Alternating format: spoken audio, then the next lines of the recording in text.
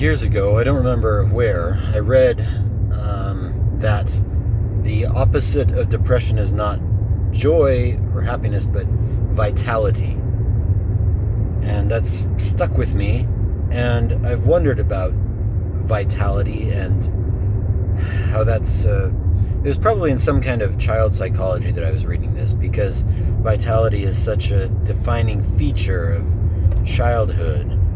The wiggliness that is such a challenge to the systems that try to get the children in their proper array and pass them through the process according to what the authorities have decided is to be done. And there's the constant friction, particularly in young boys, but there's the constant friction in children in general of their vitality, of their drive, their energy against the often arbitrary tasks that we set them to.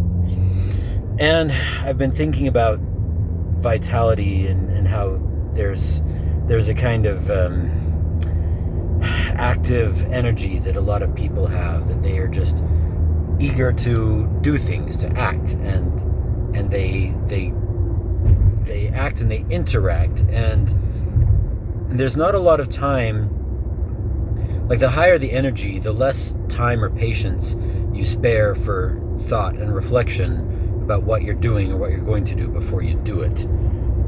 And so my problem is that I think about things so much, and I sit back and I try to gather as much intelligence from as high an altitude perspective as possible before I take a step.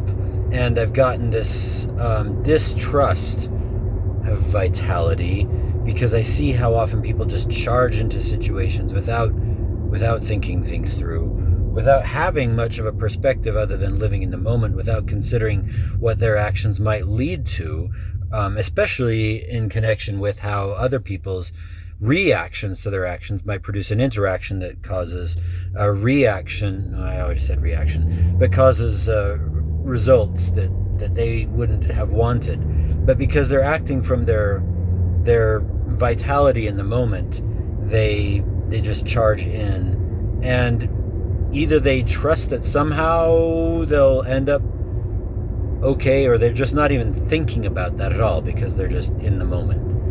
And I have not wanted to do that, and I've got enough experience to lead me to distrust whether there's going to be some kind of safe landing place at the end of whatever I'm getting into, that it's a habit for me to be distrustful of wading into a process and of acting. And I wonder how much that has to do with scrupulosity, if that's the right word. I don't know if I quite understand the concept of scrupulosity, but I've been hearing about it. Sometimes from people talking about its manifestation in religious settings. And I would hope that people would talk about it fairly as something that somebody might either have innately as part of a personality, or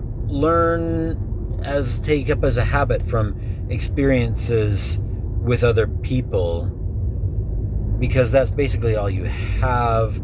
People in your immediate environment when you're very young and your mental model of the world is being formed.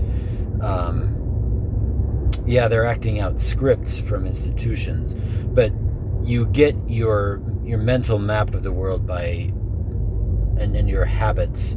And I would wonder if scrupulosity is one of those habits.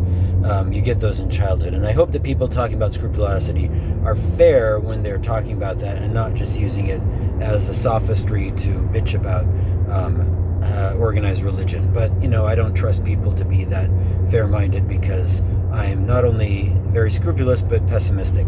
I think I'm going to make 5 minutes, guys. Anyway, so something I've been wondering about: how can I get more vital? Should I? I'll talk to you later.